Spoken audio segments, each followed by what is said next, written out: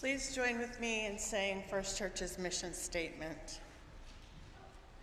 As disciples of Jesus and stewards of God's creation, we joyfully worship, faithfully serve, and generously give so lives may be transformed.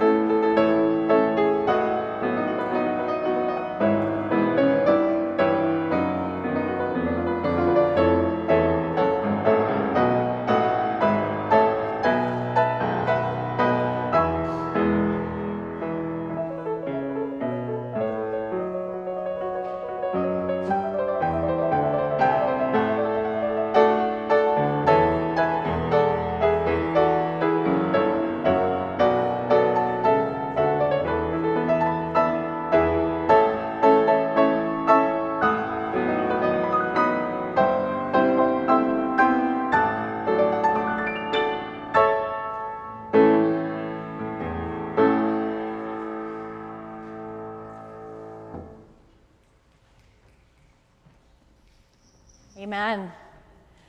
Good morning and welcome to First Church of Christ in Suffield. We're glad that you are worshiping with us here today in the sanctuary and at home on our live stream. We say welcome. It is Palm Sunday. It is the beginning of Holy Week. And so I encourage you to attend some of these Holy Week services. We have Maundy, Thursday here in the sanctuary at 7 p.m., Good Friday here in the sanctuary at 12 noon, Easter sunrise service at Sunrise Park at 6 a.m. on Easter Sunday, and traditional Easter service here in the sanctuary at 10 a.m. And so if you just go from Palm Sunday to Easter Sunday, you miss the trajectory, the arc of the narrative of Holy Week. And so we encourage you to participate fully in Holy Week. Amy is away on vacation this week, and so she is at a new student orientation at Bennington College, where Roe will be attending in the fall. So we welcome hold the Pott family in our prayers. And Anna Pan returns to our worship service today, and we say thank you. A little bit about Anna. She's an organist and pianist who has enjoyed a varied experience as music educator, chamber musician, and freelancer. She most recently served as organist at Westminster Presbyterian Church in West Hartford and is a staff pianist at the Hart School of Music, where she works primarily with cello and double bass students. Outside of music, Anna is a data scientist at Salesforce and a recent MBA graduate from UC Berkeley. So welcome, Anna. And also we have prayer cards. So the yellow prayer cards and the blue encouraging cards are in the pews. We encourage you, if you have a prayer to share that you want during prayer time, you can fill it out, and the ushers will be coming through on the first hymn, and you can give it to the usher. And then the blue encouraging cards, if there's somebody that you feel in the congregation that needs just an extra word of encouragement, you can fill it out and also give it to the usher or put it into one of the collection plates at either door, and Amber in the office will be sure to send it to that person. Let us take a deep and collective breath. On this Palm Sunday, let us gather our hearts and joyfully worship our loving God. Amen. The story of Palm Sunday tells of how people removed their cloaks and spread them out in front of Jesus as he entered Jerusalem. The cloak we wear every day to face the world is both the persona we wish to present and our defense against the elements. As we come to worship, may we be willing to lay down our defenses and disguises at the feet of the one who sees us as we really are. And then, set free for worship, may we offer our praises with open hearts and lives.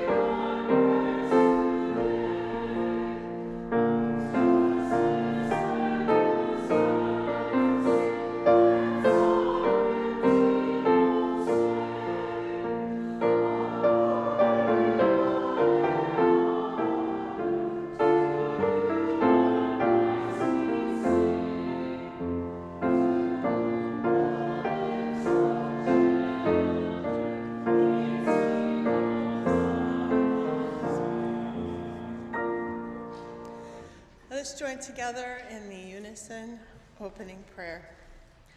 This is the day that you have made. You have filled it with signs of your presence. Your Spirit's breath permeates every moment. Your grace fills each experience. Your promises move within events, pulling us toward hope. Receive our thanks.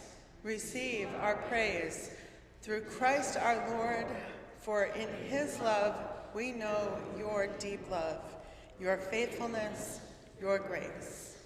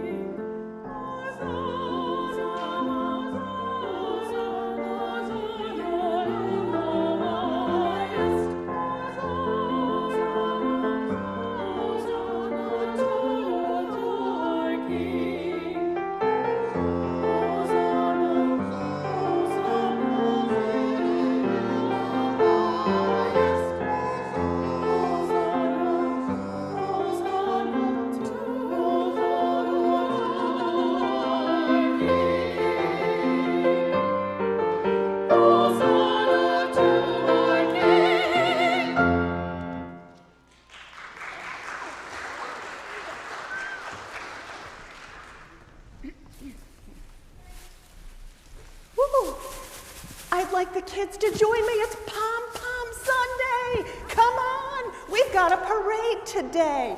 Come on up front. Pom Pom Sunday. Did you hear? There's a parade. It's in Hartford, and it's at 1 o'clock today. Pom Pom Sunday. Oh, my hat. I've heard it all morning. It's Pom Pom Sunday. Let's go. Come on. Come on up. We're going to hear all about Pom Pom Sunday today. You ready? You're excited? Wait a minute, Nancy. It's not Palm Sunday, it's Palm Sunday. Oh, I've heard of that. Palms. It's Palm Sunday. Sunday. Not Palm Sunday. I should probably not. Well, God does love the Yukon, but just Yeah, that does nothing saying. for Pom Sunday. Palm Sunday. Palm Sunday. Okay. All right. And you know, I see some cloaks down here. Probably that's what I should be wearing. All right. Well, you know what? There is a parade today. And we're going to talk about another parade that happened 2,000 years ago. Okay, Reverend Diann. All right, get the Yukon gear off. There it is. Okay. Now I'm all set. 2000, Palm Sunday. Do you know it was just as exciting on Palm Sunday as it will be in Hartford today? Because another hero, another wonderful person was entering Jerusalem. On Palm Sunday, the people of Jerusalem had heard that this man, Jesus, was coming to the city. And they were so excited. They lined the streets. They didn't have expensive NCAA gear on. They did not have anything but the clothes they were wearing and the palms from the palm trees. So everybody's been given palms today because on Palm Sunday, we think of the parade when Jesus entered Jerusalem and they waved their palms because they did not shout huskies, they shouted Hosanna, just like the beautiful song we just heard, Hosanna.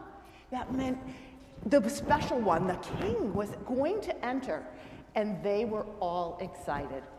And so today, we start our Holy Week with our Palm Sunday celebration.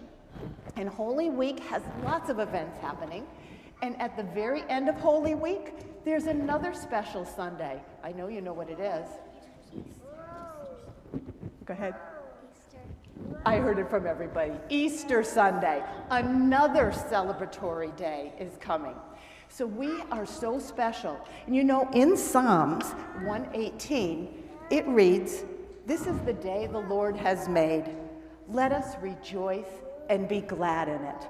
And so that's what we're doing today. We are rejoicing. When we go to Hands on Faith today, we have a fun activity we're going to learn about Holy Week. We're going to learn the pieces in between Palm Sunday and Easter and talk about it in a very interesting way. So let's end today before we go to our activity, to Hands on Faith, with a prayer. Dear God, we celebrate today just as those people celebrated in Jerusalem 2,000 years ago. This is the day you have made.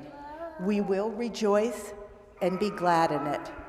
Hosanna in the highest. In Jesus' name, amen.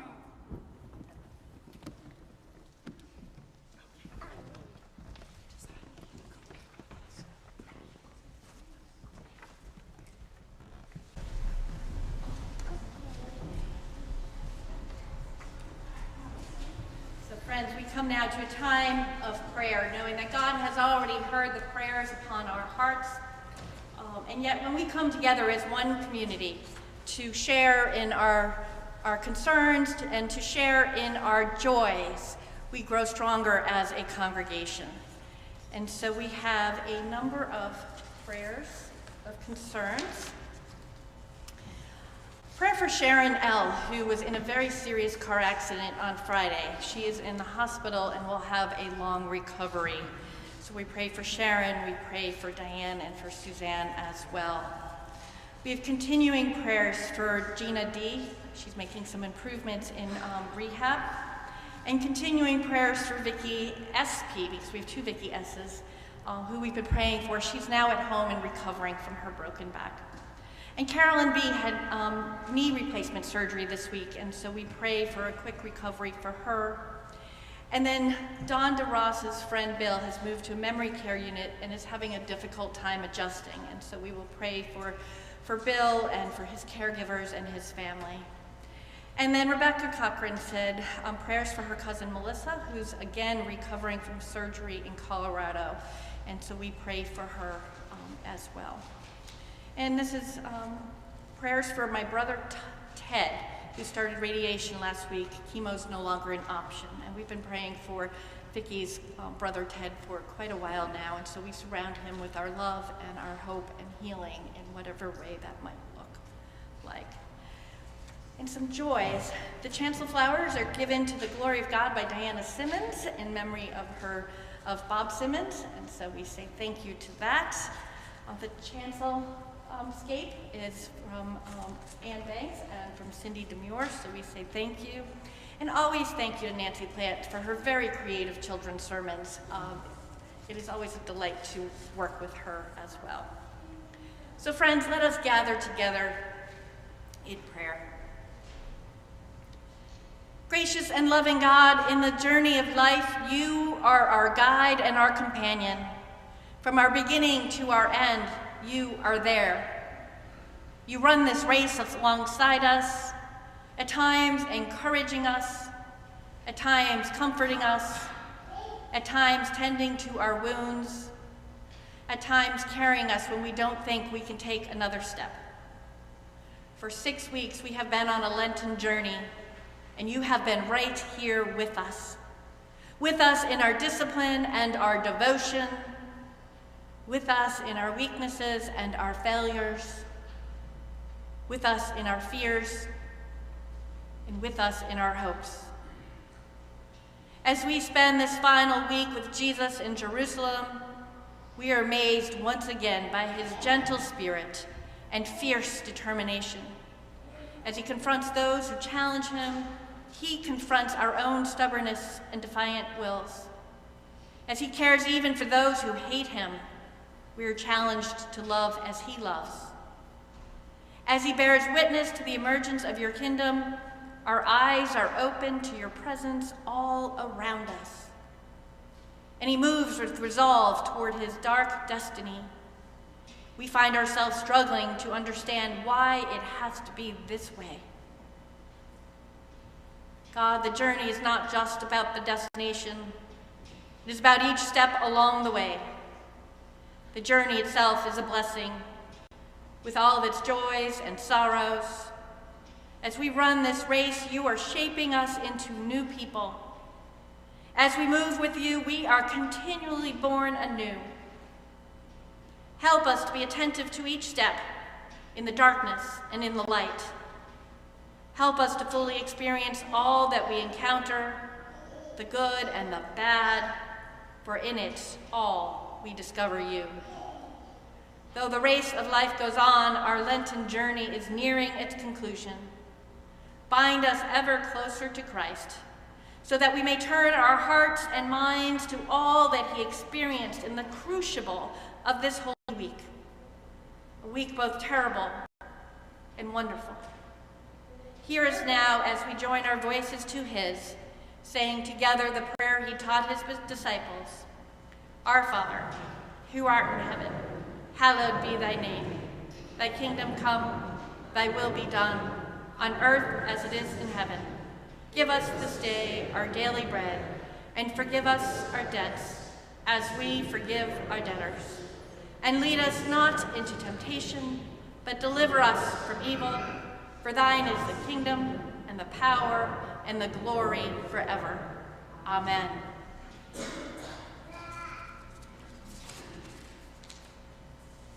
We now have a congregational reading of the Hebrew scripture from Psalm 118. So together we all say, "Oh, give thanks to the Lord, for the Lord is good. God's steadfast love endures forever." And then your group 1 and your group 2. So group 1, let Israel say, "Our God's steadfast love endures forever. And open to me the gates of righteousness, that I may enter through them and give thanks to the Lord. This is the gate of the Lord. The righteous shall enter through it. I thank you that you have answered me and have become my salvation. The stone that the builders rejected. Save us, we beseech you, O Lord. O Lord, we beseech you. Give us success. Blessed is the one who comes in the name of the Lord. We bless you from the house of the Lord. The Lord is God, and God has given us light. Wind the festal procession with branches up to the horns of the altar. My God, and I will give thanks to you. You are my God, and I will extol you. Oh, give thanks to the Lord, for the Lord is good. God's steadfast love endures forever. Amen. Then we have our scripture reading is from Luke chapter 19, verses 28 through 40. It's one that you have heard over and over again through Palm Sunday. So I ask that you just take a moment and try to hear it with new words. Hear it with a new set of mind. Hear it and listen for what might be new to you. After he said this, he went on ahead going up to Jerusalem. When he had come near Bethany at the place called Mount of Olives, he sent 2 of his disciples, saying, "Go into the village ahead of you, and as you enter it, there you will find tied a colt that has never been ridden. Untie it and bring it here. If anyone asks you, 'Why are you untying it?' just say this, 'The Lord needs it.'" So those who were sent departed and found it as he had told them. As they were untying the colt, its owners asked them, "Why are you untying the colt?" And they said, "The Lord needs it." Then they brought it to Jesus, and after throwing their cloaks on the colt, they set Jesus upon it. As he rode along, people kept spreading their cloaks on the road. And as he was now approaching the path down from Mount of Olives, the whole multitude of the disciples began to praise God joyfully and with loud voice for all the deeds and powers that he had seen. "Blessed is the King who comes in the name of the Lord. Peace in heaven and glory in the highest heaven." Now some of the Pharisees in the crowd said to him, "Teacher, order your disciples to stop." And he answered, "I tell you, if these were silent, the stones would shout out." These are holy words indeed. Thanks be to God. Amen.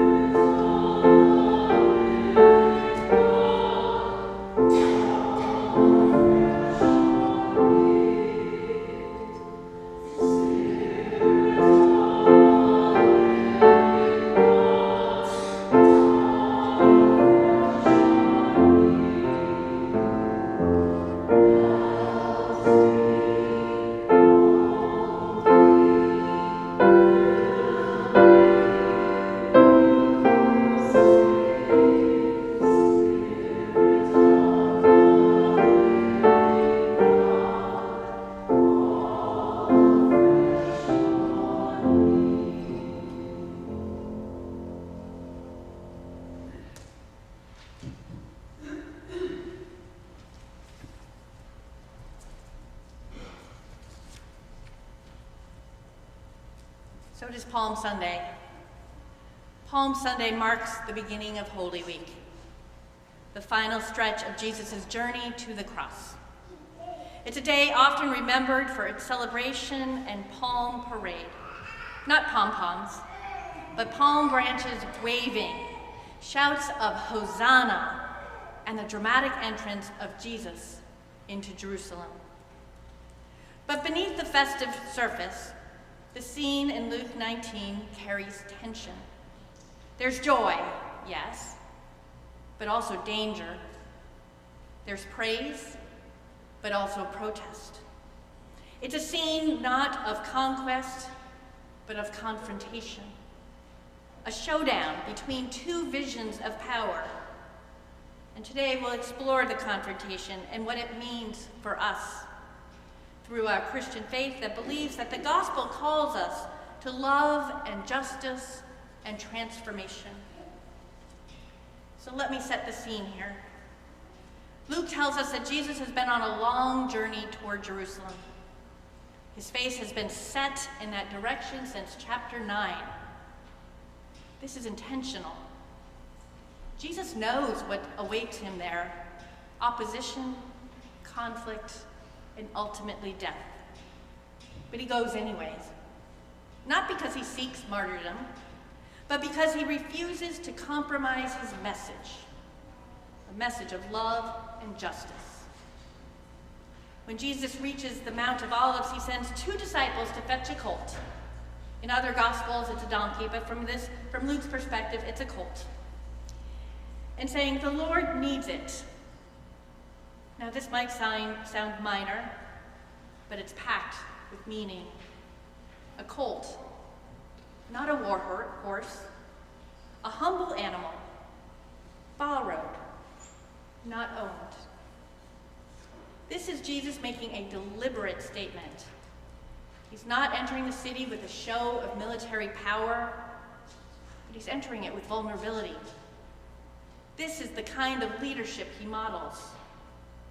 Not domination, but servanthood. Not fear, but love. In a world that idolizes control and strength, Jesus rides in low to the ground. He offers a different way. And we need to see this through the lens of a political act. Rest assured, not partisan, but political. We cannot avoid the political implications of Palm Sunday.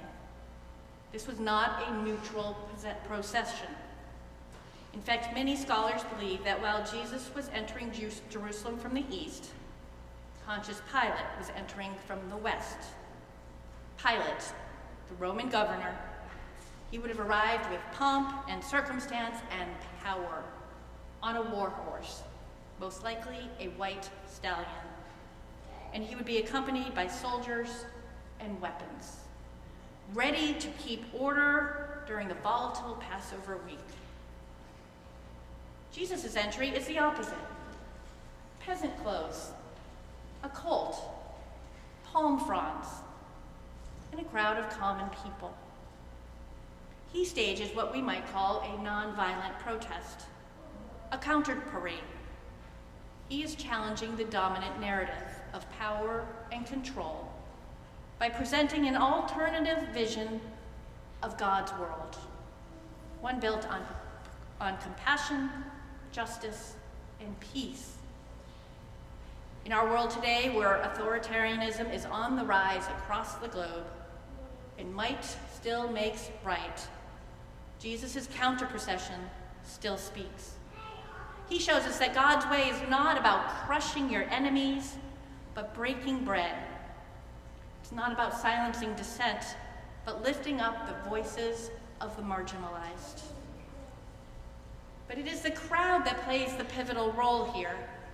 They spread their cloaks out on the road. It's an act of honor, usually reserved for royalty. They shout, quoting Psalm 118, "Blessed is the King who comes in the name of the Lord." But they also add something uniquely bold: peace in heaven and glory in the highest heaven.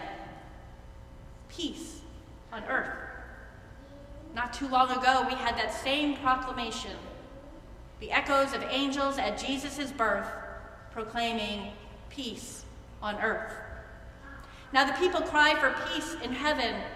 It's as if the gospel is connecting heaven and earth, declaring that God's peace is meant to reshape everything, not just spiritual lives, but public lives, economic systems, racial justice, environmental care, all of it.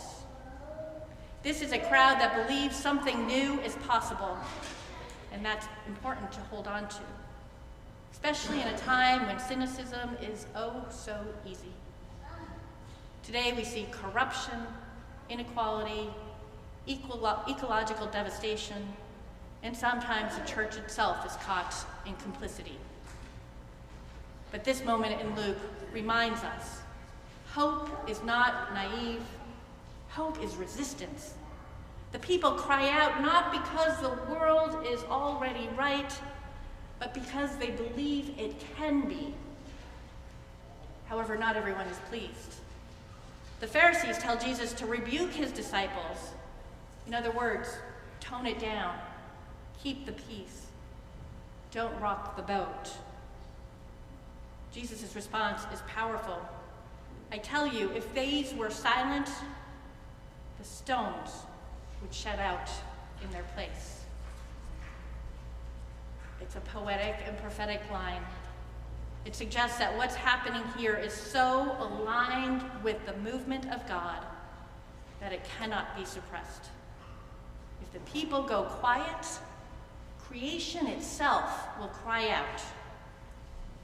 And this matters, because for Christians, faith isn't confined to a private piety or personal morality.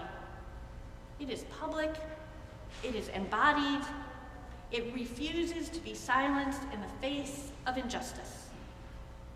Jesus says that even if we are silenced, the truth will find a voice. Because God's dream is too big, too just, too real to stay hidden. And finally, Palm Sunday challenges us to ask, what kind of king do we follow? Jesus doesn't act like Caesar. He doesn't amass wealth or wield violence. He doesn't demand loyalty through fear or intimidation. Instead, he walks with the poor. He heals the sick. He touches the untouchable. He welcomes the children. He forgives sinners. He stands with the outcast. This is a king who rides a borrowed colt. This is a king who weeps over his city. This is a king who will soon wash his disciples' feet and then allow himself to be arrested, beaten, and executed, all without raising a sword. This is not weakness. This is strength, but strength of a different kind. The kind that refuses to become the thing it opposes. The kind that lays down power in order to lift others up. The kind of strength our world desperately needs. So what does it mean for us to follow Jesus into Jerusalem? It means asking hard questions about what we value, what we're willing to risk. It means refusing to participate in the systems that harm others. Systems of racism, patriarchy, economic injustice, and environmental exploitation. It also means showing up in marches, in movements, in community meetings, in church. It means lifting our voices like the crowd did, not to idolize power, but to proclaim the arrival of love. It might mean being accused, like the crowd was, of being too loud or too political or too radical. But Palm Sunday reminds us there are times when silence is not an option. There are moments when truth must be spoken, even if it costs us. and yet the stones still cry out. We live in a time where many feel disillusioned by religion, and often for good reason. The church has been complicit in harm. Too often it has sided with the empire instead of Jesus. But the stones are still crying out. The gospel is still good news. It's good news for the single parent who cannot afford health care. It's good news for the transgender teen searching for belonging. It's good news for the migrant family fleeing violence. It's good news for the earth groaning under climate collapse. It's good news for everyone who has ever been told they are too loud, too out in front, and they need to quiet down. It's good news for everyone who was ever told they aren't good enough and they don't belong. Jesus rides into the city on a lowly colt. For them, for us, for the whole aching world. Remember, Jesus rode in. Jesus did not run away. Jesus could have turned back. He could have stayed in Galilee where it was safer, but he rode into Jerusalem anyway, knowing what it would cost. And why? Because love is not love if it abandons us when things get hard. Because justice doesn't happen without confrontation. Because peace is not passive. It's a struggle. It's a path. It's a choice. On Palm Sunday, we don't just wave branches, we commit ourselves to that same path. We say yes to the counter parade. We choose the colt over the war horse. We choose compassion over coercion. We choose the cross over the sword. And we trust. We trust that the path, even though it leads to death, does not end there. Because we know Easter is coming. So may we follow the one who rides the colt, not the throne. May we lift up our voices with the stones, unafraid to speak the truth. May we be brave in the face of empire and bold in the name of love. And together, may we walk this Holy Week with eyes wide open, hearts soft, and our hope fierce. Amen.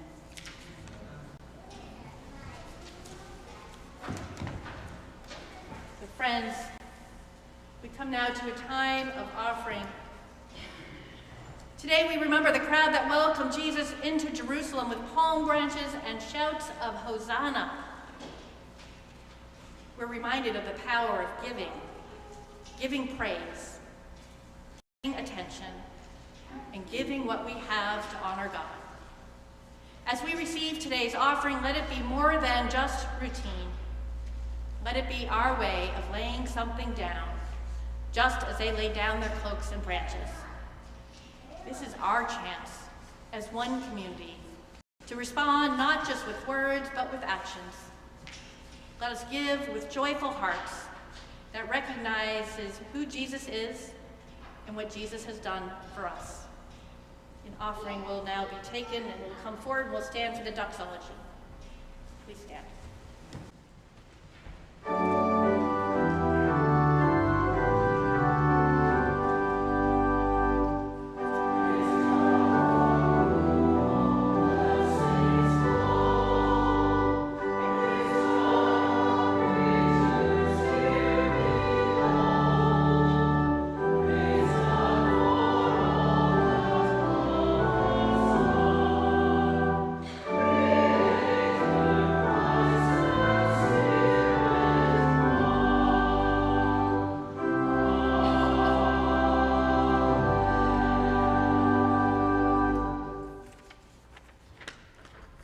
And I forgot, you can put your offering in the plates at either door, or you can give online on our website or through PayPal.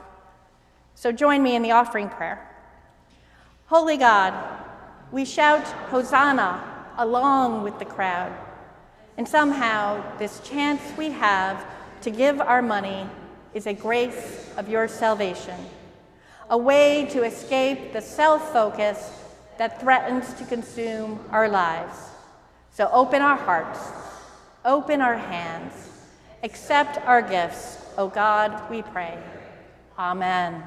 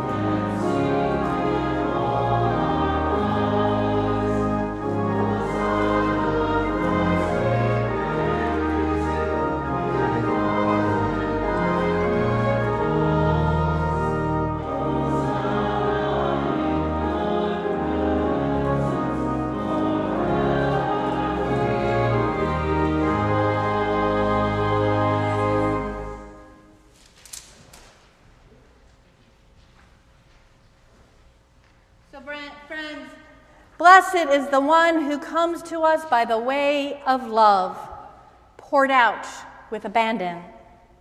Blessed is the one who walks toward us by the way of grace that holds us fast.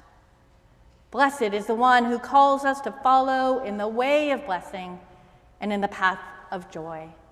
Let us go out singing Hosanna. Amen.